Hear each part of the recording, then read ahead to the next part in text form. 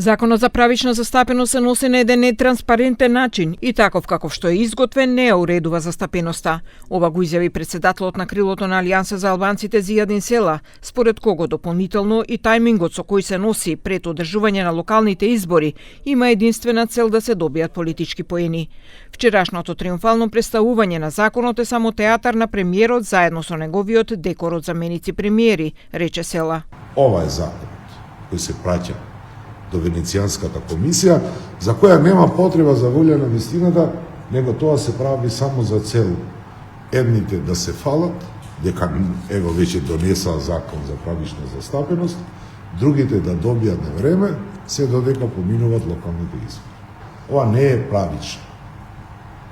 Со овој закон, предлог закон, не се уредува правичната застапеност. Вице-премиерот Меджити вели дека сегашната опозиција критикуваше најпрво за балансерот кој го укинаа сами во претходната власт, а сега го критикуваат и законот кој го донесе актуелната влада.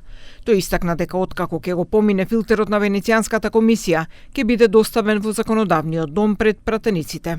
Не do më thonë, po e bëjmë në këtë qeveri në vitin e parë, pra po mbyllim një çështje që është dashur të mbyllet në 2003 e këndej.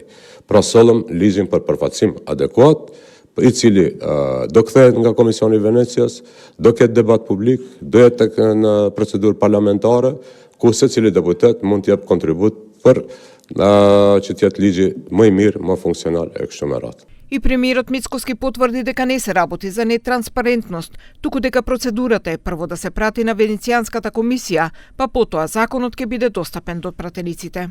За жал, албанската опозиција имаше можност повеќе од 20 години да создаде закон кој што ќе обезбеди правична застапеност.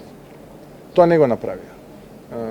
Создава импланти кои што знаеме сите како завршија, со големи злоупотреби, измами и така натаму. Да почекаме да се произнесе Венецијанската комисија, потоа сите пратеници во рамките на парламентот ќе го имаат предлог текстот на кој што може да учествуваат со амандмани. Предлог законот вчера беше представен во влада од вице-премиерите Изет Меджити и Арбен Фетаи, при што рекоа дека новата методологија за правична застапеност ќе се базира врз последниот попис на населението, а за неговото спроведување ќе се формира посебно координативно тело.